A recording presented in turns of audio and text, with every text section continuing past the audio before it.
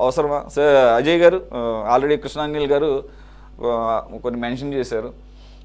ఇప్పుడు దీని విషయంకి వచ్చేసరికి మరి పనులేమి ప్రారంభం కాలేదు కాబట్టి ఇప్పటికే ప్రిపరేషన్ పిల్లలకి రెడీ చేసి ఉండాలి కాబట్టి అటువంటి యాక్టివిటీ ఏమీ స్టార్ట్ అవ్వట్లేదు కాబట్టి ప్రతిపక్ష పార్టీగా తన బాధ్యతగా ఇంకాస్త అడుగు ముందుకేసి ఈ సంవత్సరం ఇవ్వటం లేదని చెప్పేశారు.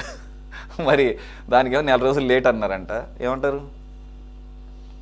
సురేష్ గారు, ఏదైతే డాక్టర్ సర్వేపల్లి రాధాకృష్ణ గారి విద్యార్థి మిత్ర కిట్స్, ఒక్క నిమిషం, ఒకవేళ నిజంగానే ఇచ్చే ఉద్దేశం ఏమైనా లేకపోతే ఈ మాట వాళ్ళ నోటి నుంచి రాగానే అలర్ట్ అయిపోయి లేదు అట్లేం కాదు, ఒక 4 రోజులు లేట్ అవుద్దు అని చెప్పేసి ఏమన్నా మాట ఏమన్నా మార్చుకున్నారేమన్నా?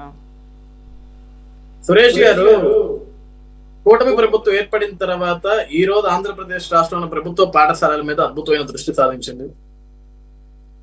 ఇప్పుడు మొన్న వచ్చిన రిజల్ట్స్ తర్వాత ఆంధ్రప్రదేశ్ రాష్ట్రంలో ఈ రోజు ప్రభుత్వ పాఠశాలల్లో 100% మళ్ళీ ఈ రోజు పిల్లలు వచ్చి చేరే విధంగా అన్ని చర్యలు కూడా తీసుకుంటున్నారు, ఎక్కడ కూడా డ్రాప్ అవుట్స్ లేకుండా. 2, ఈ రోజు ఏదైతే డాక్టర్ సర్వేపల్లి రాధాకృష్ణన్ గారి విద్యార్థి మిత్ర కిట్స్, ఏదైతే కిట్స్ కి సంబంధించిన అంశం మీద ఏదైతే వైఎస్ఆర్సీపీ పార్టీ మాట్లాడిందో ఈ సంవత్సరం ఇంకా అసలు మంగళం పాడేశారు, తీసేశారు, ఇంకా లేవు ఎత్తేసారు అని. సార్, జూన్ 12వ తారీఖు స్కూల్స్ ఓపెన్ అవుతున్నాయి. స్కూల్స్ ఓపెన్ అయిన రోజే ఆ రోజు విద్యార్థులకు ఇవ్వాల్సిన పాఠ్య పుస్తకాలన్నీ కూడా ఆ రోజు ఇచ్చేస్తారు. చదువుకునే పాఠ్య పుస్తకాలు ఎక్కడా లేట్ లేదు. ఆ కిట్లలో మిగతా భాగం ఏదైతే uniform, bags and shoes, belt ఉన్నాయో వాటికి ఎగ్జాక్ట్ గా 1 month మేము దాన్ని సార్ట్అవుట్ చేస్తామని విద్యాశాఖ మంత్రిగా ఈ రోజు బాధ్యతలు తీసుకున్న గౌరవ శ్రీ నారా లోకేష్ గారు దానికి ఆన్సర్ చేయడం కూడా జరిగింది. ఇందులో ఎటువంటి రాజకీయం కూడా చేసుకోవాల్సిన అవసరం లేదు. ఓకే, ఇప్పుడు జగన్మోహన్ రెడ్డి గారికి కానీ లేకుంటే వైఎస్ఆర్సీపీ పార్టీ వాళ్ళకి కానీ నిజంగా మేము 4 రోజుల తర్వాత ఇవ్వకపోతే, ఇక జగన్మోహన్ రెడ్డి గారు అయినా నేను ప్రతిపక్ష నాయకుడిని అంటారు కదా, నాకు ప్రతిపక్ష నాయకుడు ప్రశ్నించే రైట్స్ ఉంటాయంటారు కదా. ఇప్పుడు ప్రజెంట్ బెంగళూరు వెళ్ళిపోయి ఉంటారు, ఆ రోజు వచ్చి ప్రశ్నించచ్చు, తప్పలేదు. రోజు ట్విట్టర్ లోనో లేకుంటే సోషల్ మీడియాలో ప్రశ్నించక్కర్లేదు, డైరెక్ట్ గా పబ్లిక్ లోకి వచ్చి, లేకుంటే ఏదైనా ప్రభుత్వ పాఠశాలకి వెళ్ళి, ఎందుకంటే ఆయన పులివెందులు కూడా వెళ్ళొచ్చు, తప్పలేదు. పులివెందులు కూడా ప్రభుత్వ పాఠశాల ఉన్నాయి, ఆయన పులివెందుల శాసనసభ్యుడు. ఆ పాఠశాలకు వెళ్ళి నేరుగా లైవ్ లోనే మాట్లాడొచ్చు. ఏంటి మీకు ఇంకా యూనిఫామ్ రాలేదు, బెల్ట్ రాలేదు, షూస్ రాలేదు, మీరు ఎలా వస్తారు స్కూల్ కి, ఏం బట్టలు వేసుకుంటారు, ఏం గుడ్డలు వేసుకుంటారు, ఎట్లా వస్తారు, ఏం చదువుతుంది, ఏం చేస్తుంది ప్రభుత్వం అని నిలదీసి అడగచ్చు, తప్పలేదు. ఇక్కడ లోకేష్ గారు చాలా పద్ధతిగా ఆన్సర్ కూడా ఇచ్చేశారు. 12వ తారీఖు, జూన్ 12వ తారీఖు స్కూల్స్ ఓపెన్ అయిన రోజు పుస్తకాలు ఇస్తున్నాం, పుస్తకాలు ఇవ్వకుండా ఎక్కడ అడ్డుకోవటం లేదు, ఎక్కడ ఆపట్లేదు. ఈ రోజు కొన్ని కారణాల వల్ల ఈ యుద్ధ ప్రభావం వల్ల, ఈ చమురు ధరలు పెరగడం వల్ల ఎక్కడైతే కొంచెం లేట్ అవుతుంది కాబట్టి 1 month, ఆ 1 month లో యూనిఫామ్స్ మేము ఏమి ఇవ్వాలనుకుంటున్నాం అవి కూడా తప్పకుండా ఇస్తాం అని చాలా క్లారిటీగా చెప్పారు.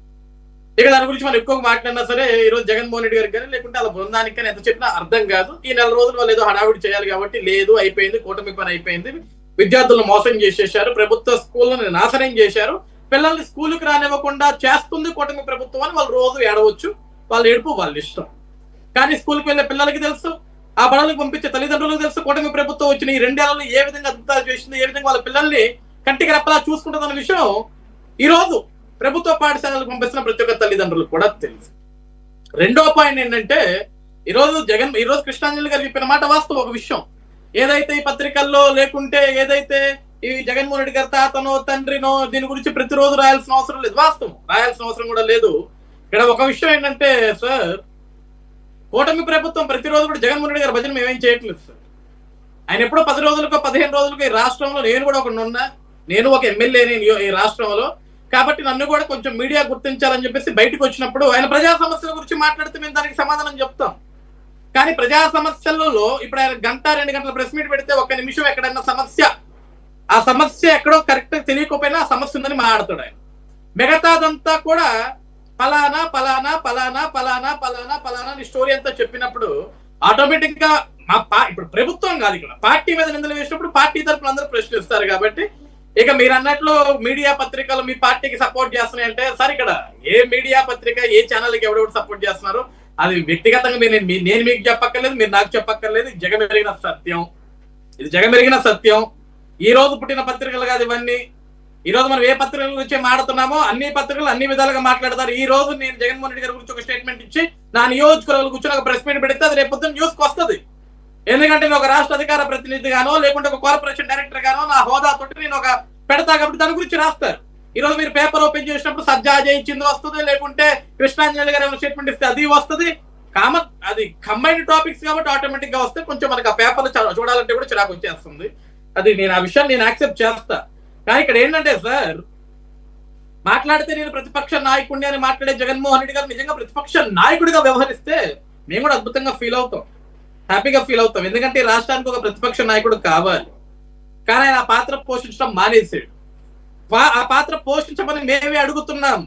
ఎందుకంటే సార్ 164 స్ట్రైక్ రేట్ వచ్చినప్పుడు కొన్ని తప్పులు చేసినా సరే ప్రజలకు కనపడకపోతే రేపొద్దున మా కూటమి ఇబ్బందుల్లో పడుతుంది కదా. ఈరోజు ప్రతిపక్షం ఉండి ఇదిగో బాబు పలానా దగ్గర మీరు ఇన్ని సమస్యలు ఇన్ని జరుగుతున్నాయి అలా ప్రజల్లోకి వచ్చి ప్రశ్నిస్తే ఆ తప్పులను మేము సరిదిద్దుకునేందుకు ఒక అవకాశం కూడా దొరుకుతుంది. దానికోసమైనా సరే మేము జగన్మోహన్ రెడ్డి గారు రిక్వెస్ట్ చేసుకుంటున్నాం, సార్ మీరు కొంచెం ప్రతిపక్ష పాత్ర పోషించండి, తిరగండి సార్. ఇప్పుడు బెంగళూరులోనే కాదు, మీరు ఒక పులివెందుల శాసనసభ్యులు, ఈ రాష్ట్రంలో సమస్యలు ఉన్నాయి అంటే ఈ రాష్ట్రంలో పులివెందుల కూడా ఒక నియోజకవర్గమే. సమస్య 174 నియోజకవర్గాలు అంటే 175 నియోజకవర్గం పులివెందుల్లో కూడా ఉంటుంది.